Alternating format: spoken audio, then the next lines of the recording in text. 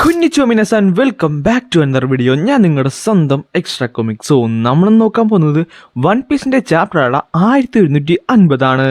And believe me guys, ഈ chapter പീക്കാണ്, absolute peak.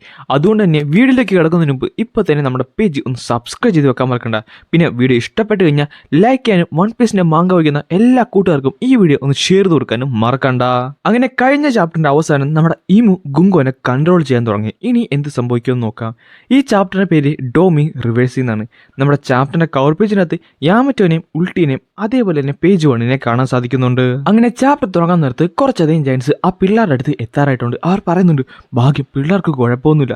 പക്ഷെ പെട്ടെന്നായിരുന്നു നമ്മുടെ കൊളോണും ബാക്കിയുള്ള പിള്ളേരും കരയാൻ തുടങ്ങിയത്. കാര്യം നമ്മുടെ ഗവാൻ ഇപ്പോൾ താഴത്തേക്ക് വീണിട്ടുണ്ടെന്നെല്ലാം പറഞ്ഞുകൊണ്ടാണ് നമ്മുടെ കൊളോൺ ഇപ്പോൾ കിടന്ന് കരയുന്നത്. ആ സമയത്ത് തന്നെ ദൂരത്ത് ആരൊരാൾ മുകളിൽ നിൽക്കുന്നത് അവർ ശ്രദ്ധിക്കുന്നുണ്ട്. പക്ഷേ അവർ പറയുകയും ചെയ്യും, അവരിപ്പോൾ ശ്രദ്ധിക്കേണ്ട, നമുക്ക് എത്ര പെട്ടെന്ന് പിള്ളേരെ രക്ഷിക്കണമെന്നും പറഞ്ഞുകൊണ്ട് പിള്ളേരെ രക്ഷിക്കാനായിട്ട് പോയപ്പോഴാണ് ആ ഒരു ജയന്റ് തീർച്ച ബാക്കിലേക്ക് വീഴുന്നത്. അതിനുള്ള കാരണം നമ്മുടെ ഇമു തന്നെയാണ്. എന്നിട്ട് പുള്ളിക്കാരി ഒരു വലിയൊരു കോൺകേസ് ഹാക്കി തന്നെ അങ്ങോട്ട് അൺലീഷ് ചെയ്യുന്നുണ്ട്. ആ ഒരു ഹാക്കിയുടെ പവർ കാരണം അവിടെ ഉണ്ടായിരുന്ന ജയൻസും ആ പിള്ളേരുടെയും എല്ലാവരുടെയും ബോധം പോകുവാണ്. ഡോറിയും ബ്രോഗിയൊക്കെ എത്രയും പെട്ടെന്ന് തന്നെ ആ ഒരു ജയൻസിന്റെ പുറകെ വെച്ച് പിടിക്കുന്നുണ്ട്. ഈ ഒരു സമയത്ത് നമ്മുടെ ജാറിനൊക്കെ എന്ത് ചെയ്യണമെന്ന് അറിയാൻ മേലാതെ ഇങ്ങനെ നിൽക്കുകയാണ്. പെട്ടെന്നായിരുന്നു ഈ പുള്ളിക്കാരുടെ സ്റ്റാഫ് കൊണ്ട് ഒരു സാധനം ക്രിയേറ്റ് ചെയ്തിട്ട് തിരിച്ച് അറ്റാക്ക് ചെയ്യുന്നത്. അതായത് നേരത്തെ ബോധം പോകാൻ കുറച്ച് ജയൻസ് ഉണ്ടായിരുന്നില്ല, അവരെ അറ്റാക്ക് ചെയ്യുന്നത്. എന്നിട്ട് പറയുന്നുണ്ട്, ഞാനിവിടെ ഒരു റെബല്യൻ ക്രിയേറ്റ് ചെയ്യാൻ പോകുവാണ്. സോ ക്യുലിംഗം, നിന്റെ ഡ്രീം മോൺസ്റ്റേഴ്സിന് ഇത്രയും മാത്രമേ ചെയ്യാൻ സാധിക്കത്തുള്ളൂ. മൈലോഡ്, ഒരിക്കലുമല്ല. ഈ മോൺസ്റ്റേഴ്സ് എന്ന് പറയുന്നത് നൈറ്റ് മെയർസ് ആണ്. ഇവിടെയുള്ള മോൺസ്റ്റേഴ്സ് എല്ലാവരും ഇവിടെയുള്ള പലരുടെയും നൈറ്റ് മെയർസ് മാത്രമാണ്. അവർക്ക് മരണം എന്ന കൺസെപ്റ്റേ ഇല്ല. താങ്കൾ പറഞ്ഞു കഴിഞ്ഞാൽ എപ്പോൾ വേണമെന്നുണ്ടെങ്കിലും എനിക്ക് അവരെ റിവൈവ് ചെയ്യാൻ സാധിക്കും. ഷുമേഴ്സ്, നീ അവിടെ എന്ത് ചെയ്യുവാണ്? എത്രയും പെട്ടെന്ന് ബാക്കിയുള്ളവരെ പിടിച്ച് കെട്ടാൻ നോക്ക്. മൈലോഡ്, എത്രയും പെട്ടെന്ന് ഞാനത് ചെയ്യുന്നതായിരിക്കും. കോപ്പ്, അവൻ ഇപ്പോഴും ജീവനോടെ തന്നെയുണ്ടല്ലേ? ആ പെണ്ണിനെ കണ്ടിട്ട് ഇപ്പം മനസ്സിലാകുന്ന പോലും ഇല്ലല്ലോ അവളിപ്പോൾ ആരാണ്. അല്ല, ലൂഫി സോറൊക്കെ എന്തേ? അവർ ലൂഫി സോറയും സാഞ്ചി എല്ലാവരും ഇപ്പം താഴത്ത് റിലം ഓഫ് ഡെഡിലാണുള്ളത്.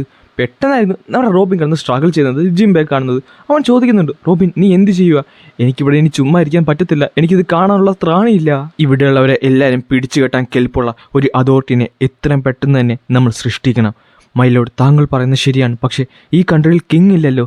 ഗബാൻ നായെ, നീ ചെയ്ത അറ്റാക്ക് കാരണം എനിക്ക് നന്നായിട്ട് വേദനിക്കുന്നുണ്ട്. ഈ സമയത്ത് ഡോറിയും ബ്രോഗിയൊക്കെ നമ്മുടെ ഇമുവിൻ്റെ ഫ്രണ്ടിലേക്ക് വന്നിട്ടുണ്ട്. അവൾ പറയുന്നുണ്ട്, blue or Dorry, red or Brogy, നിങ്ങൾ രണ്ടുപേരും ഈ രാജ്യത്തെ രാജാക്കന്മാരാകണം.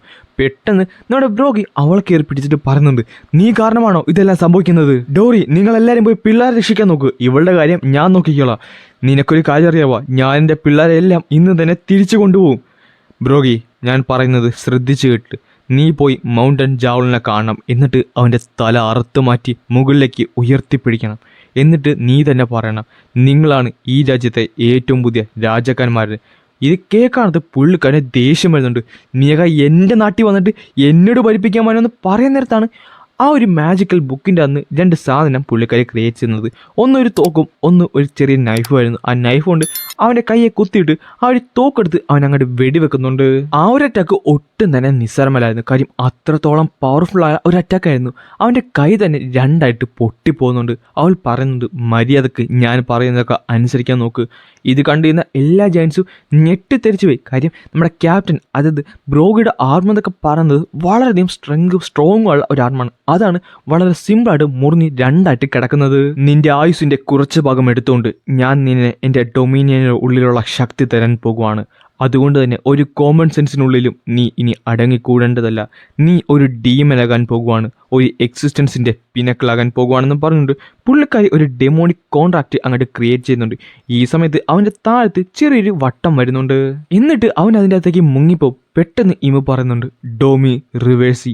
ഈ ഒരു സമയത്ത് അവനെ ആ ഒരു സർക്കിൾ പൊക്കിയെടുത്ത് തലകുത്തി നിർത്തുന്നുണ്ട്. അങ്ങനെ തലകുത്തി നിന്നിട്ട് അവൻ പിന്നെ എഴുന്നേക്കാൻ നേരത്ത് ഒരു ഡീമനായിട്ടുണ്ട്. ഡീമൻ എന്ന് മാത്രമല്ല, അവൻ്റെ സൈസും നന്നായിട്ട് തന്നെ വളർന്നിട്ടുണ്ട്. അവൻ്റെ സൈസും സ്ട്രെങ്തും വളരെയധികം വർദ്ധിച്ചു. അവൻ അങ്ങനെ അറ്റാക്ക് ചെയ്യാൻ പോകുന്നിടത്ത് അവർ പറയുന്നുണ്ട്, പേടിക്കണ്ട, നമ്മുടെ ബ്രോഗി ക്യാപ്റ്റൻ നമ്മൾ ഒരിക്കലും ഒന്നും ചെയ്യലെന്ന് പറയാൻ നേരത്ത് അവൻ അവരെല്ലാവരും അറ്റാക്ക് ചെയ്ത് ദൂരത്തേക്ക് അടിച്ച് ദൂരത്തേക്ക് എറിയും. എന്നിട്ട് അവൻ കിടന്ന് ചിരിക്കുന്നുണ്ട്, എനിക്ക് എന്ത് വേണമെങ്കിലും ചെയ്യാൻ സാധിക്കുമെന്നും പറഞ്ഞുകൊണ്ട്. ഈ ഒരു സമയത്ത് നമ്മുടെ ഡോറിയും ഒരു ജയൻ്റ് ആയിട്ട് മാറി, അതായത് ഒരു ഡിമോണിക് ജയൻ്റ് ആയിട്ട് മാറിയിട്ടുണ്ട്. അവൻ പറയുന്നുണ്ട്, വാ നമുക്ക് പോയി ജാർഡിനെ കൊല്ലാൻ സമയമായി. ഈ ഒരു സമയത്ത് ബാക്കിയുള്ള ജയൻസ് ഒക്കെ ഇവരെ തടയാൻ നോക്കുന്നുണ്ട്. അതായത് ഇവരുടെ ഇടയിലാണ് കുറച്ചധികം ജയൻസ് നിൽക്കുന്നത്. പക്ഷെ പെട്ടെന്നായിരുന്നു അവരെല്ലാവരും തല കുത്തി വീഴുന്നത്. എന്നിട്ട് അവരും ഇതേപോലത്തെ ഡിമോണിക് ബീസ്റ്റായിട്ട് മാറിയിട്ടുണ്ട്.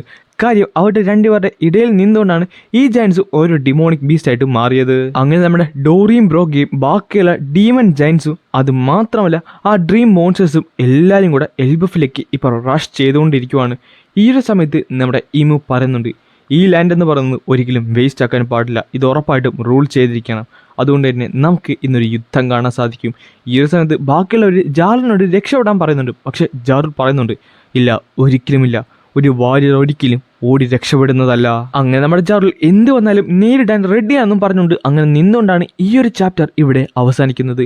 പിന്നെ ഒരു കാര്യം, അടുത്ത വീക്ക് ബ്രേക്കില്ല. അതിനർത്ഥം ഈ വരുന്ന ചൊവ്വാഴ്ച തന്നെ നമുക്കിതിൻ്റെ ലീക്സ് കിട്ടുന്നതായിരിക്കും.